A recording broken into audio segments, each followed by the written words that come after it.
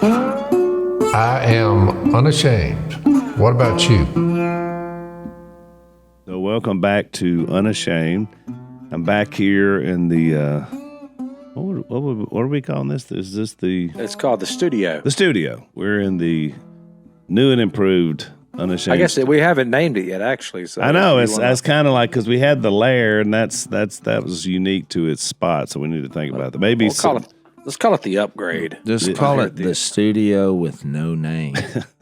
There you go. Remember that? I would call remember it the that upgrade, movie series, The Man with No Name? That's where I was going. It was so good. It was so good. I was thinking of the producer with no name, the one that Phil would not. Oh yeah, that was his name. Actually, was Connor. By the way, he's a good guy. But so Jase and I are here, Zach. We are. It's a good thing you're not living in Louisiana this week. It is a miserably cold, wet, damp environment. And we're both sick, which is typical this time of year. I mean, say I'm sick. Jase, it sounds like you. Well, here's what happened. You're sick. Trust me. What had happened was it was 80 degrees in Louisiana. That's right. 2 days ago, and I flew to Nashville, and I thought I was doing an event in Nashville, but it was actually in Bowling Green, Kentucky. Yeah. Yeah, you told about that. The big men's thing, right? Did I tell about that? Yeah, you said you were going. You previewed it. Oh, yeah, because they hadn't sold out. Right. So I did a little blurb. And thank you, Unashamed Nation, because they sold it out. Well, they sold out in a matter of minutes once the podcast released. See the power of Unashamed Nation. What was funny was then it attracts, when you do that, it attracts the real fans of Unashamed Nation, which makes for interesting stories when Jase gets to meet them.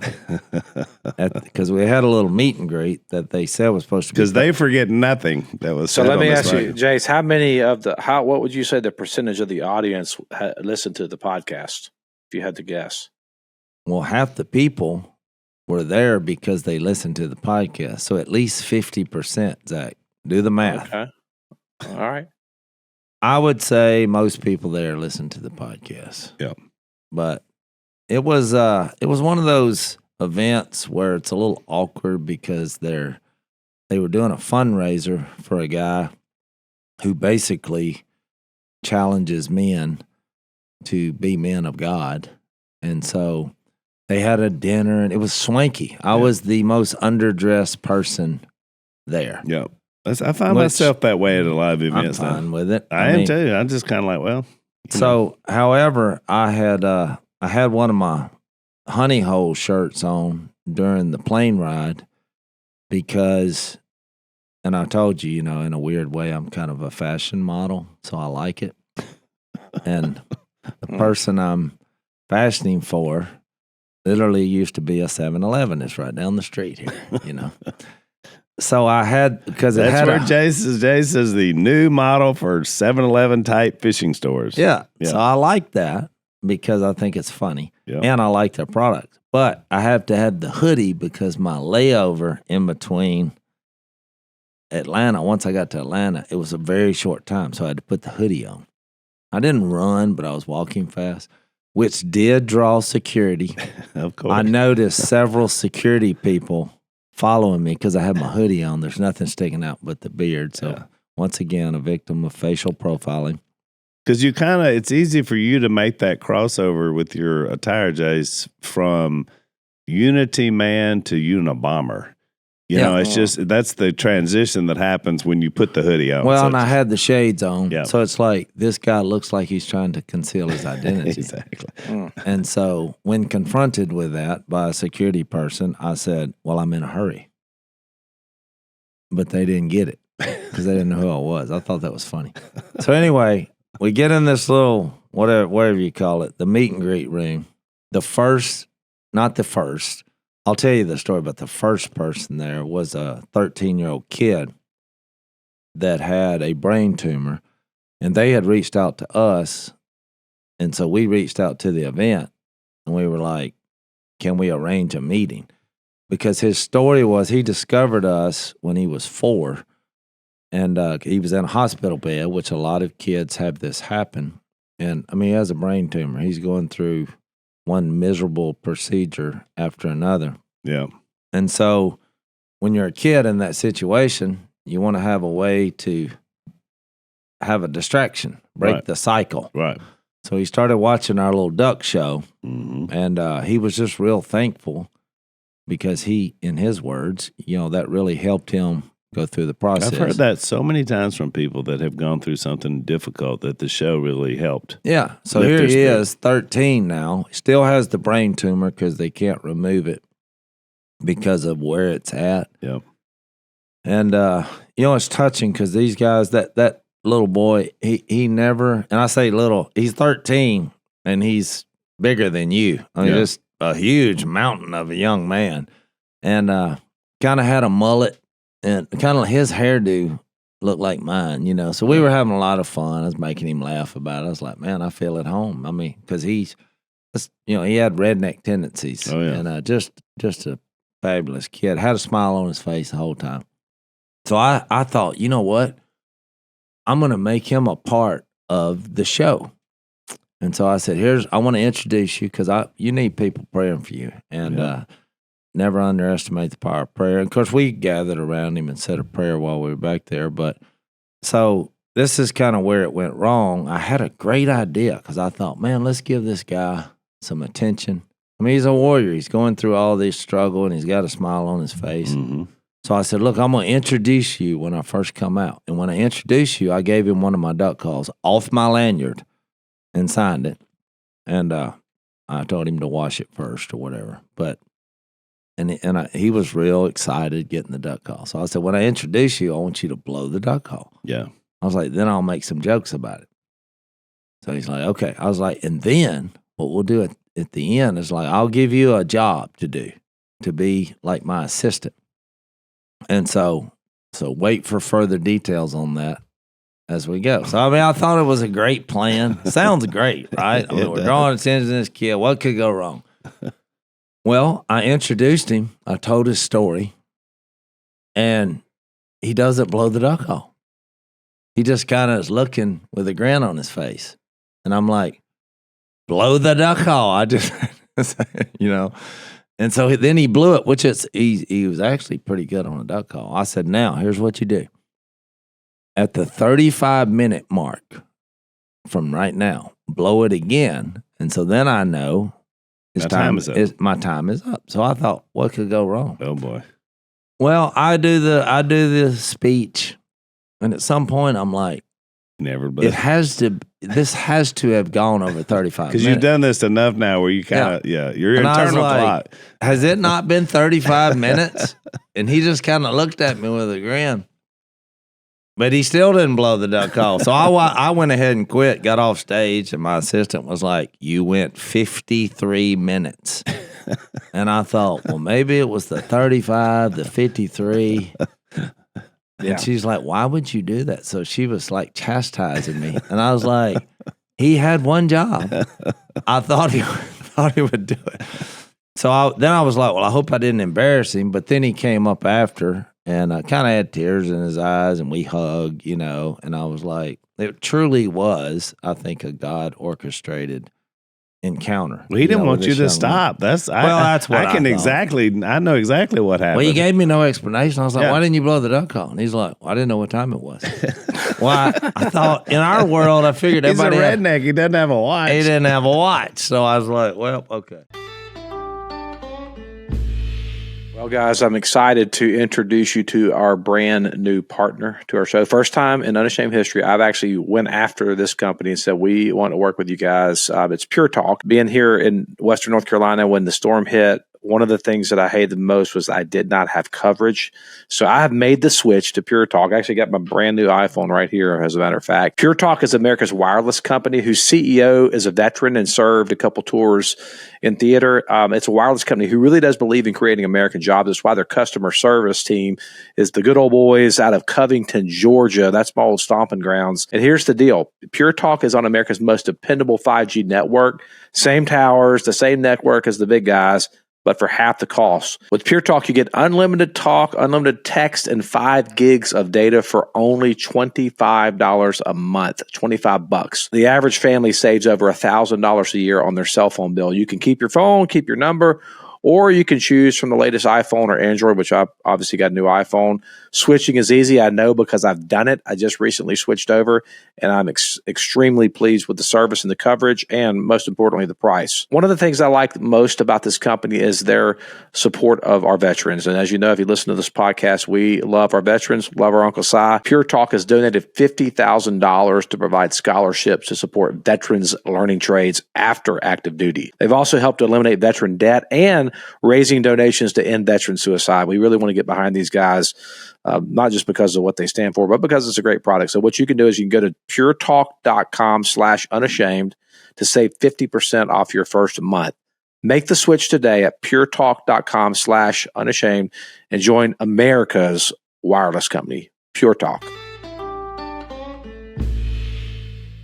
The second guy I met in the little green room for the meet and greet, he had the shirt on from the honey hole that I had worn in the airport. And look, this was a swanky thing. He had a suit coat, but he had the shirt Under it? and it had the little tag, you know. Honey hole. I was like, dude, this is weird. He said, why? I was like, I just had that shirt on, then I took it off. I put one on that had Unashamed. Yeah.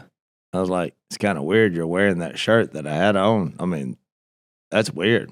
But he was just looking with a grin, and I was like, okay, he must be kind of a weird guy. Well, then the next couple that came, I was like, what are y'all doing here? And they said, we have no idea. We heard you say you were going to be here, and this is our date. And we drove an hour, which I thought was weird, don't you think? Oh, it happens to me all the time. I was like, That's well, not weird.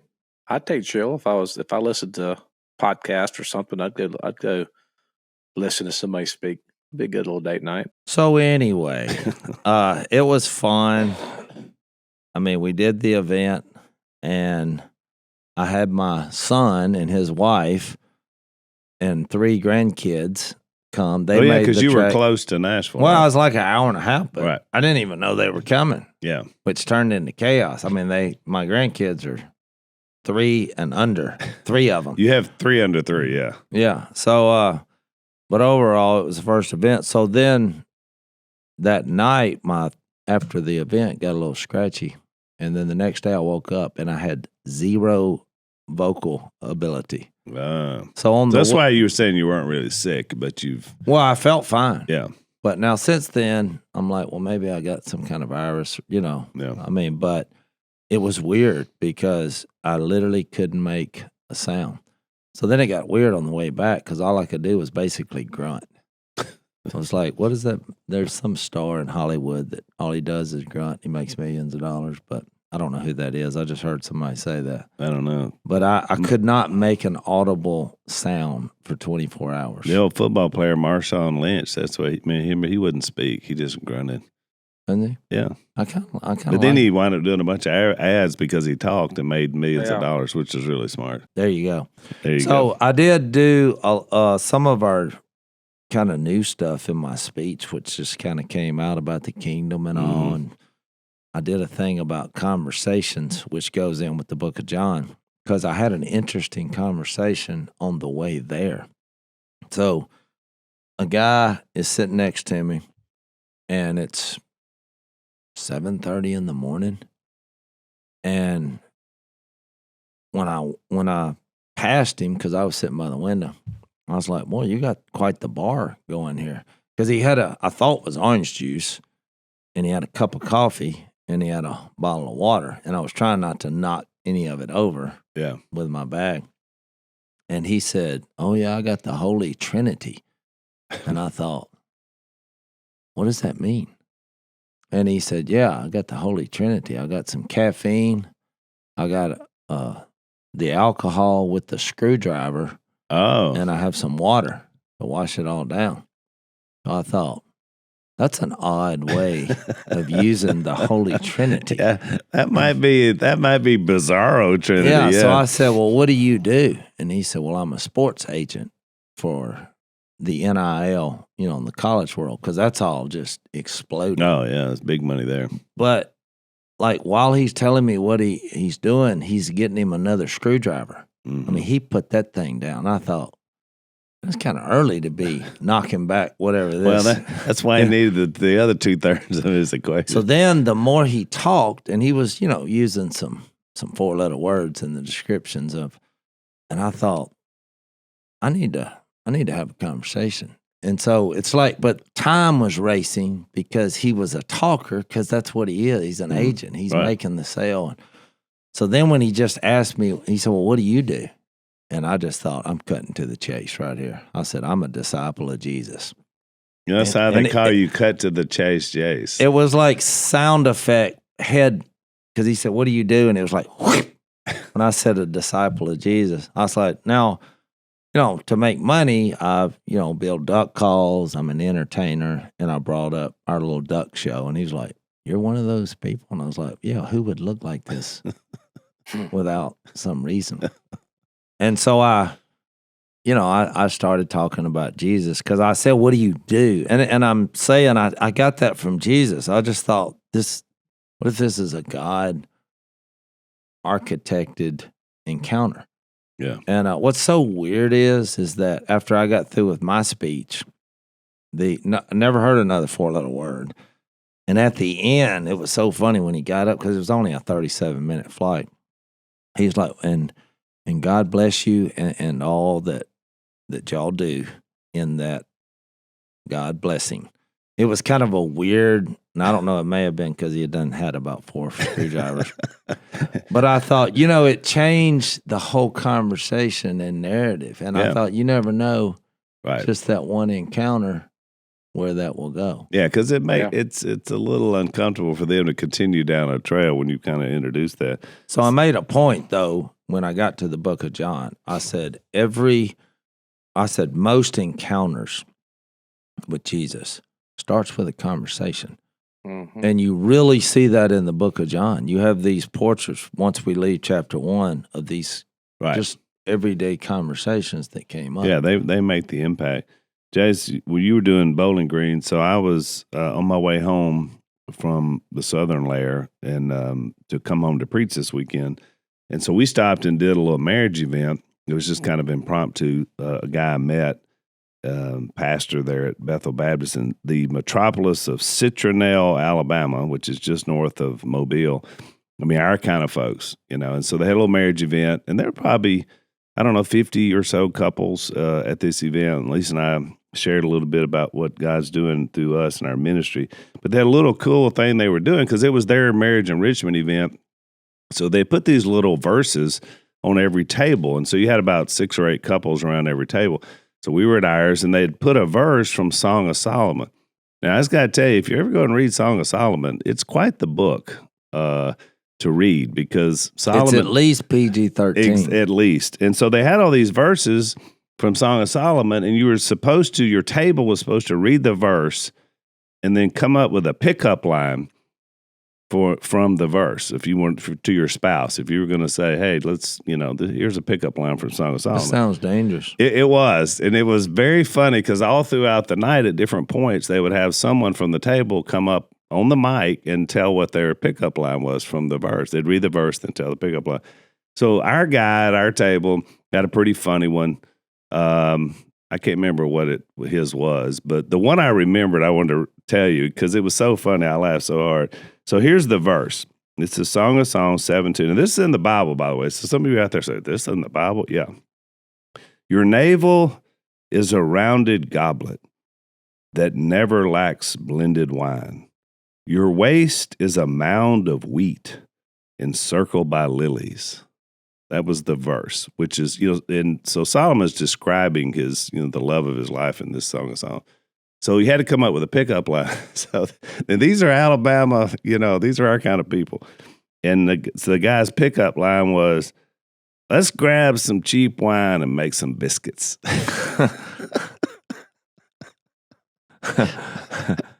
And I laughed so hard because the wheat, it was just funny. It was just, it captured the moment just right. But so they had several of those. So it was fun.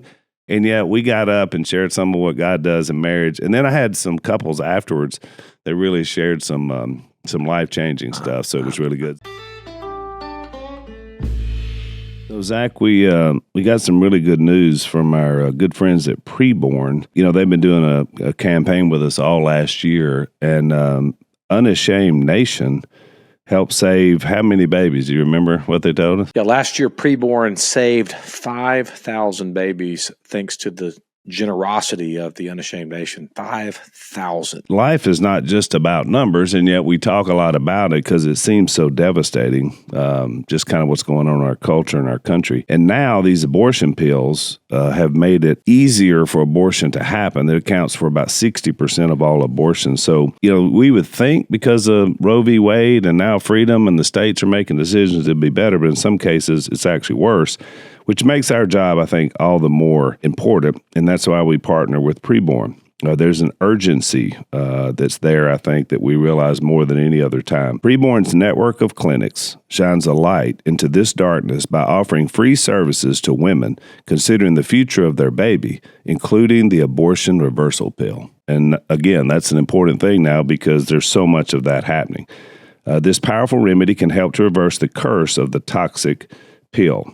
They've rescued over 300,000 babies in total, so we're obviously with the right group. And I love this line they have. They say, saving babies isn't just about one life. It's about saving the heartbeat of the entire nation. Your tax-deductible monthly support of any amount is crucial for the fight for life. We can reverse the curse, and we want to join these guys, as we did last year, and do more. And one of the ways we can do that as abortion continues to rise is to offer life-affirming care in the darkest corners of our nation to help more hurting women save more babies. If you have the means, would you consider a leadership gift to save babies in a big way? Your tax-deductible donation of $15,000 will place a machine in a needy women's center, saving countless lives for years to come. To donate, dial pound 250 and say the keyword baby. That's pound 250 baby, or donate securely at preborn.com/unashamed. That's preborn.com/unashamed. Let's join together and have a bigger year in 2025 than we did last year. Tell us about your travel too, because before we get into the text. Well, when y'all were complaining about the weather, I was in Portland, Oregon, and so it was, it's like a mist all the time.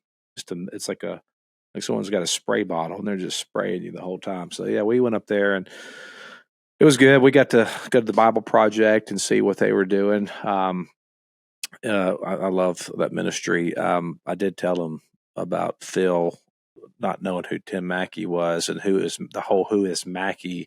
Still one of my favorite cold opens of all time. Who's Mackey? You remember Jase? I think you had put it on some notes that we were going to talk about. Yeah, it was in my notes. I was like, Jase is going to mention Mackey's outline. We were studying Ephesians. Yeah. And Mackey's outline was what we were using. And Dad, he said, Al says here, as he's reading our internal notes, But it comes from something that I've heard Phil do a bit on, and I've said the same bit, because it always fascinates me. Like when preachers get up to preach. Now, I realize you're a preacher, so don't get offended. But here's what I don't understand. I'm not easily offended. Most preachers that I hear, they get up and they'll have a text and they'll start, but then they'll preach a sermon and they have like 30 quotes from people who wrote books. Mm-hmm. And and that's where Phil gets that. He's like, who is that? Because you feel like, is this book not big enough for you? Are there not enough references in the Bible to quote? I do think that when someone continues to quote other people's books in sermons, and most of the preachers that do that, they do it on a consistent basis. But I'll tell you why they do it. And Zach can back me up on this. It's the same thing you learn in college, that you're supposed to quote sources. And so it's so ingrained in you. You could just tell a story and it would be just as effective. But it's structured into your education that you got to quote where you heard this, or you're stealing the idea. It's like plagiarism. Well, because think about it, you read someone's material, and if you learn anything from it. But to Jase's point, though, the Holy Spirit does it. I mean, we really shouldn't have to. I do it too. Well, my point is, do you not have enough material in this book called the Bible? You do. I mean, I'm saying, okay, it's okay to quote somebody every once in a while, but if he didn't write a book in the Bible, I got him way further down the list. But it doesn't mean his story is irrelevant. It's just like Sunday in my sermon, I quoted N.T. Wright. Speaking of Mackey, there's another one of our guys, which you got to meet, Zach. Did you meet N.T. Wright? Yeah. I didn't get to meet him, but he was. You heard him. He spoke, and he was great. I mean, So I quoted him, but I didn't quote. I quoted a book because he told a fantastic story that illustrated the point I was trying to make, Jase, in my sermon. So that's why I did it. But the Bible certainly is big enough, to your point. Yeah, I think it's kind of an honor thing, and you don't want to steal someone else's material like it's your own. But I will say that if you think about truthfully, I think that's kind of funny that I'm saying this. C.S. Lewis said. Thank you, Zach, for illustrating. We need to have an invitation song now. Zach literally in explaining I was going to use some word, but Zach's like, we shouldn't steal people's material. I'm like, this is the material. He said in our quest to be original, basically, like when you quit trying to be original and like you actually become original, but it's really all God's in the end. I mean, you think about we're all borrowing from His revelation. So, I do think there is some truth to that, and people get really obsessed with wanting to get credit for their work. But I think there is something to be said for it's all His material in the end, and what we're doing is just taking what He's revealed, trying to explain it the best we know how. As broken as that may be. And if someone can take that and expand upon it, great. We're all kind of working off someone else's material anyways, all back to who. Well, and plus, how do we know that our original thought was not somebody else's original thought somewhere else? And who thought it first? I don't feel like you necessarily have to do that. If I hear somebody say something that I say a lot, one is I'm flattered that they're saying it, and whether they said, and I'm thinking, well, maybe they just thought that up just like I did. Yeah. Do you ever Google something you think you come up that's original? Oh, and yeah. then you look at it and say, that was already a thing. There are very few truly original ideas. That is true, Jase. Exactly. Every once in a while, I'll come up with one, and Missy, just come up with something no one's ever thought of before. She's like, well, how do you know? I was like, because I looked it up. I didn't. She's like, I'm sure somebody said that somewhere. You just don't realize. She's probably right. But what I thought was, I don't know if y'all watched the Super Bowl, but the commercials seem to have a different vibe to them. Yeah, no, the whole thing did, really. Yeah, and I thought it was more positive overall. But one of them that caught me was there was I think it was a Jeep commercial that they had Harrison Ford. Oh, yeah. And I thought it was a good commercial. It was very good. But he said something in there that caught my attention because he was talking about humans. And he's like, there's no owner's manual for humans. And I thought, objection. I told she was like, I want to hear the commercial because she liked it. You were objecting during the commercial. I said, no. I was like, what is the Bible? And of course, she had a really good point. She's like, well, I think the same thing when people say there's no owner manual for parenting. Yeah. And she's like, objection. Of course, it's the same book that I had, which I do think it is an owner's manual for humans. It is. So even though I thought the commercial was pretty good. Yeah. Did you like the commercials? I liked them overall. I mean, what's the best commercial was obviously, did y'all watch the Super Bowl? Yep. Yeah. What was the best commercial?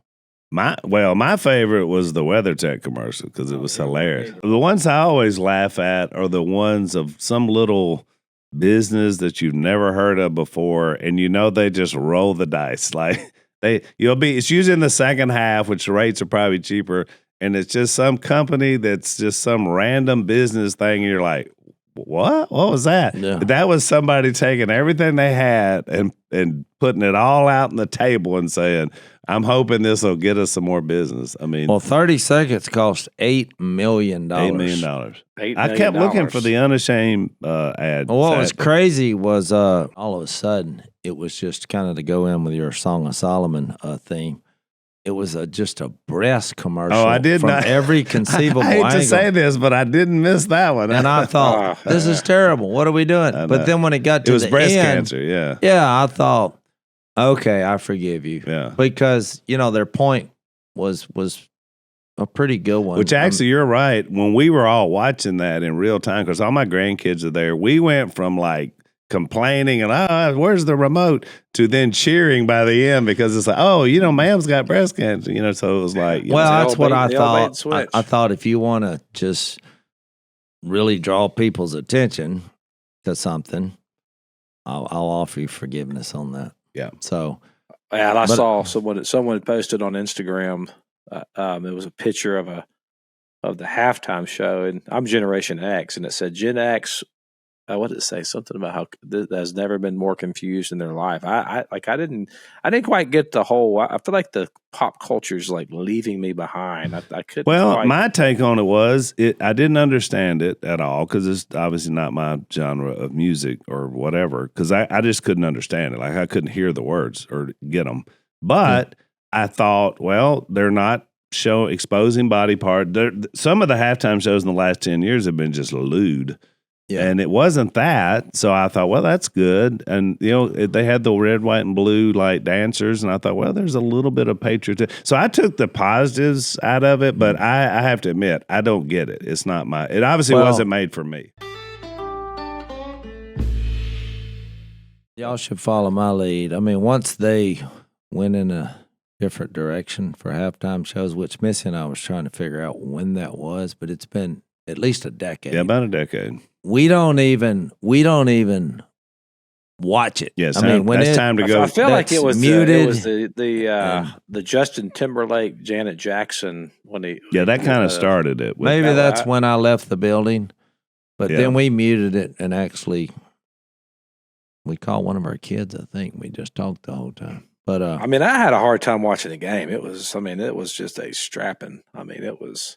Well, we watched it because we were kind of rooting for the Eagles, and I really don't know why. Well, it's funny because I didn't have a dog in the hunt, but then Lisa and I are going to Kansas City later this week because we're doing an event this weekend near there. And so I found myself pulling for the Eagles because I thought, oh, man, I don't want to have a parade in town while we're there and trying to get around and get to my event. Well, that reminded me why I was rooting for the Eagles. Duh. I have an event in Philadelphia this year. And I was like... Now you got a lead. I said, babe, if Philadelphia doesn't win this, my opening line is going to be, are y'all over it yet?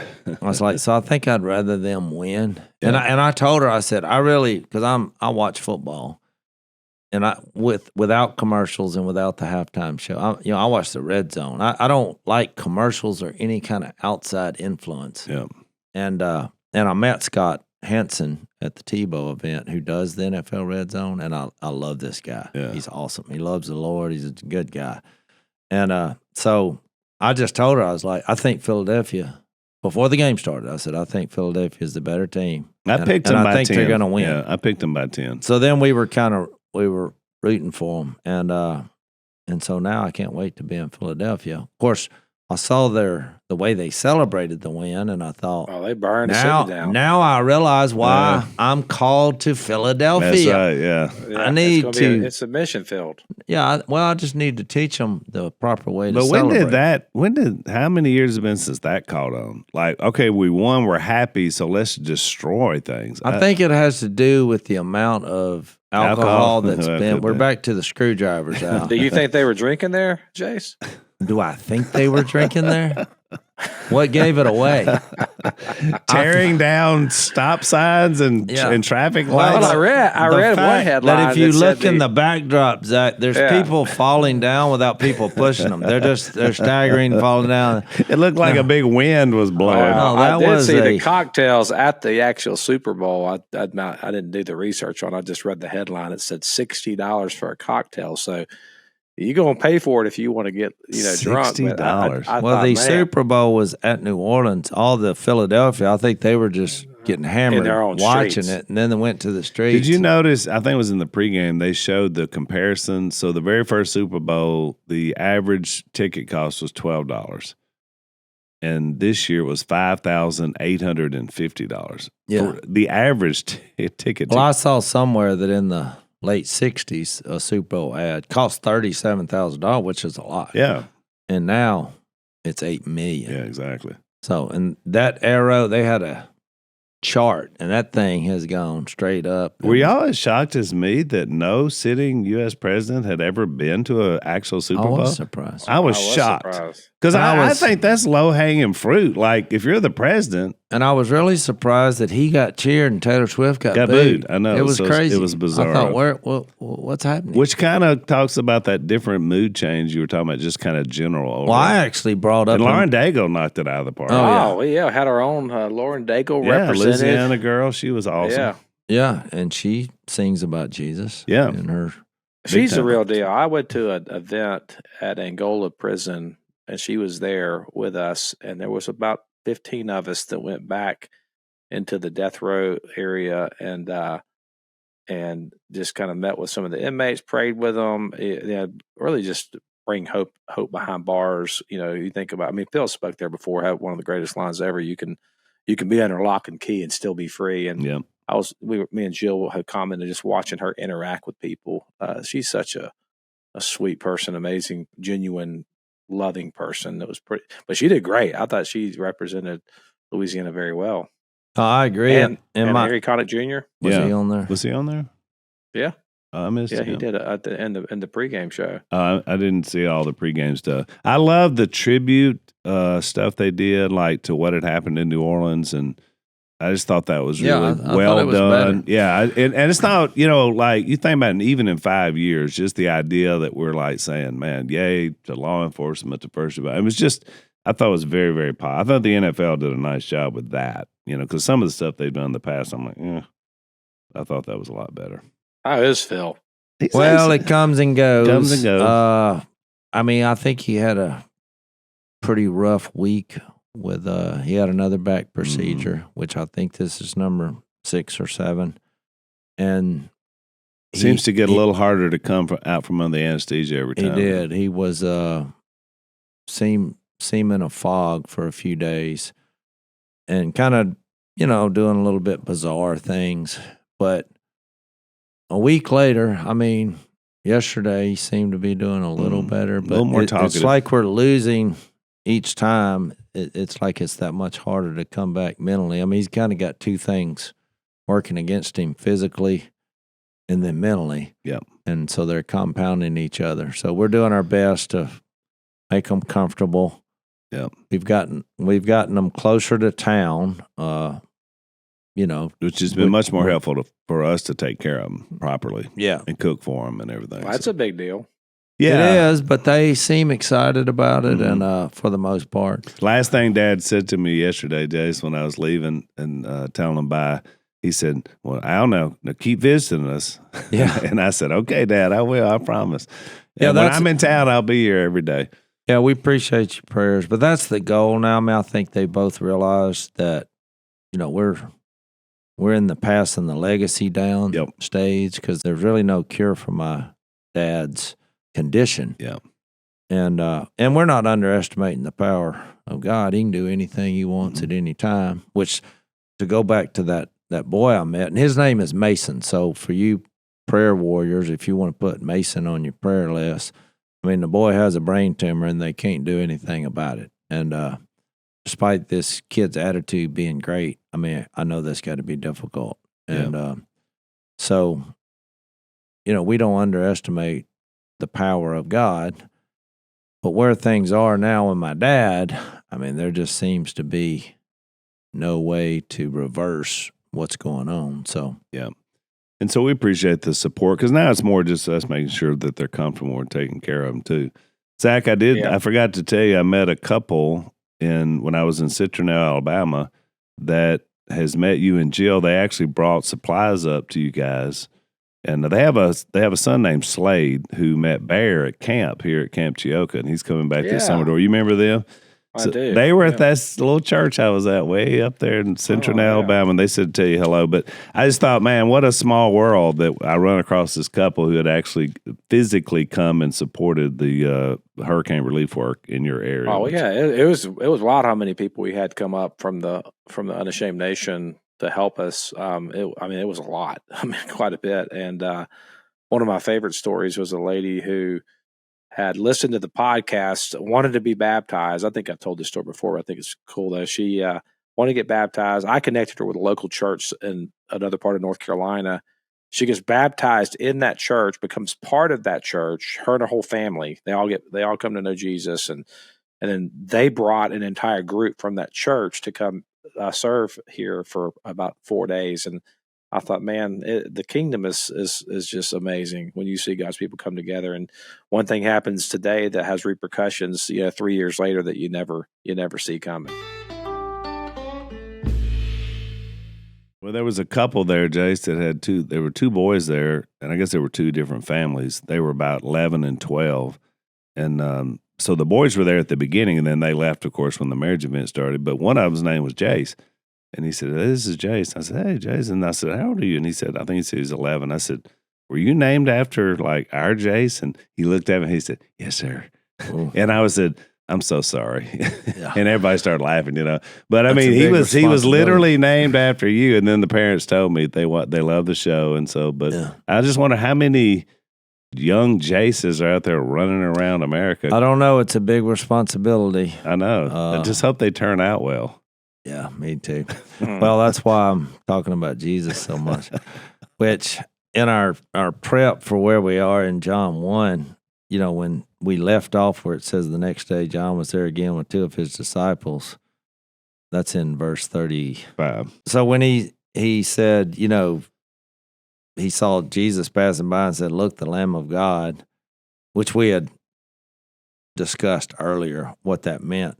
But then these two disciples come up there, and he's like, "Well, what do you want?" But I've been thinking about that a lot because here we are, when I was in that airplane seat talking to the agent, I basically made that same claim. I was like, he's like, "What do you do?"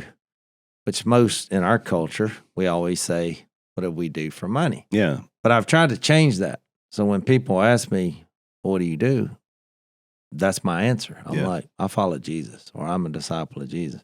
Because it immediately then breaks the ice for what that means. Then, usually when they hear what they wanted to have answered, which is, "What do you do for a living?"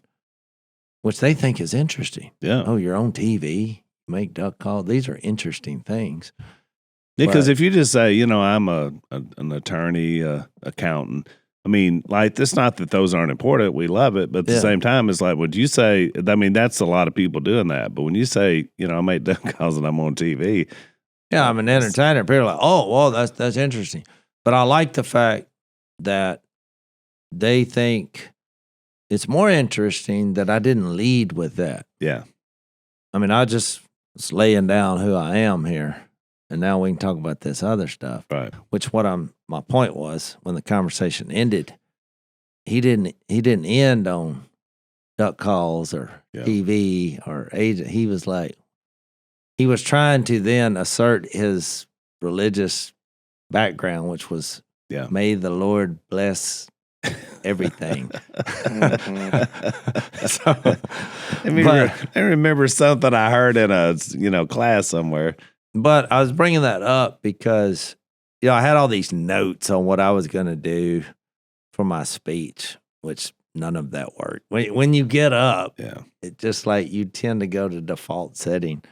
And so I never looked at them. But what I wanted to bring up with y'all, what I found interesting is in this little interaction of making the disciples, and I might have read this somewhere, but when you think about why God chose this plan and why John goes through and writes the way he did, because this first chapter is like, it's kind of an overview of the big picture on the plan of God. Yeah. It's more than an overview to a letter. It's an overview to everything.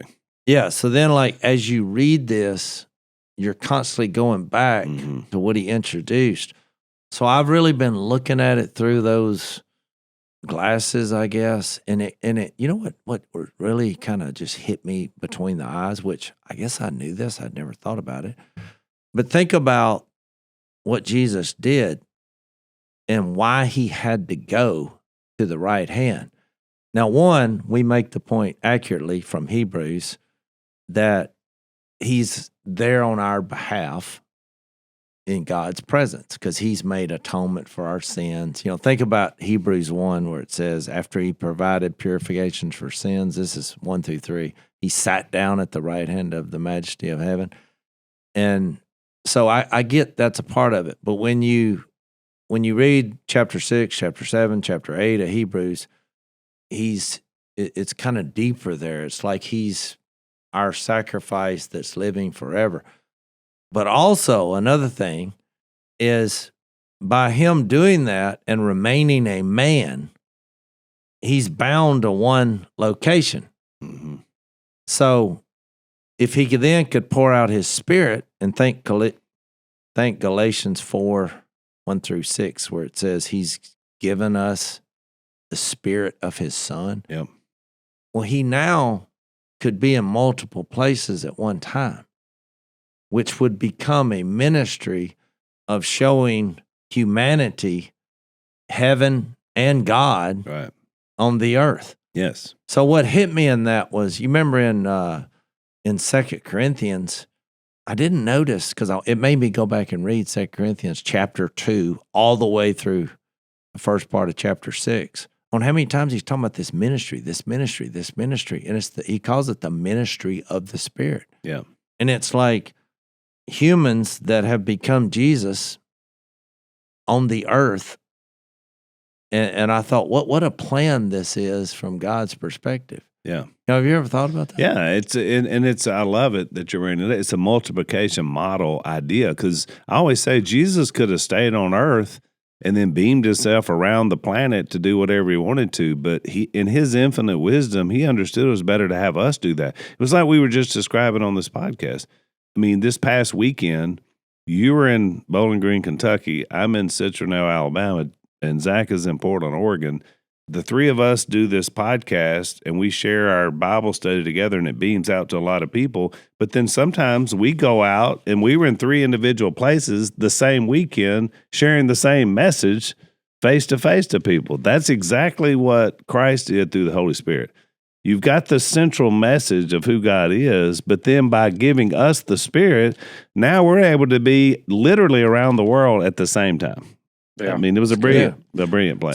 So 2 Corinthians 3:7 actually uses that phrase. It says, if the ministry that brought death, which was engraved in letters on stone, because he's talking about Moses and the 10 Commandments, it says, came with glory so that the Israelites could not look steadily at the face of Moses because of its glory, fading though it was, will not the ministry of the Spirit be even more glorious?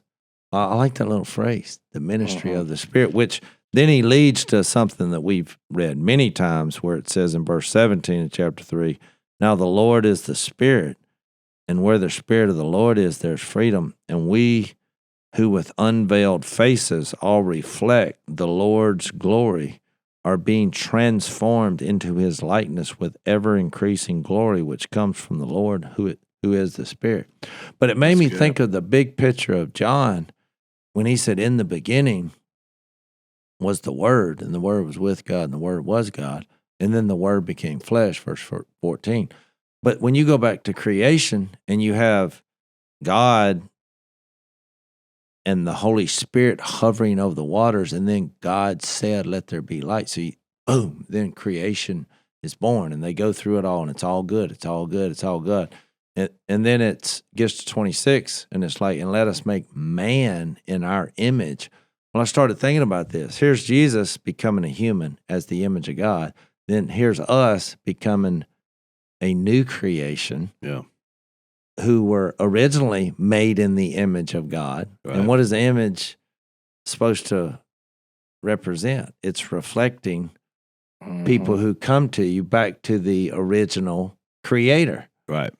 Which I thought, man, this thing is going full circle here. That's what the intent of humans, that was the intent of having humans. Right. Is that we then could be used by God to show who he is on the earth to other humans who haven't figured it out yet. Yeah, I love it. And in fact, one last thing before we wrap, because since we've been talking about the Super Bowl, by waiting to the end of the game, which was obviously over, but we just kept watching it because we were just watching the commercials and talking. And I'm so glad I waited to the end, because when it ended and then they were doing the interview with the coach and Jalen Hurts and the winners, obviously, God and Jesus were mentioned so many times. Like the coach, I was shocked. The coach mentioned him 4 or 5 times, and even made sure and said the name Jesus with God. It wasn't just all glory to God, which I don't take anything lightly, especially when you've got 120 million people watching. I mean, I'm praising God they're mentioned, but it was more. They felt more emboldened to invoke the name of God and Jesus in those moments. And it kind of, Jase, we talked about earlier about me being a Dodger fan, it kind of expanded my idea. It's really more about teams and who wins to really who's out there fighting the big battle, which is the most important. So I had so much respect for those guys for doing that, and I was super encouraged by that.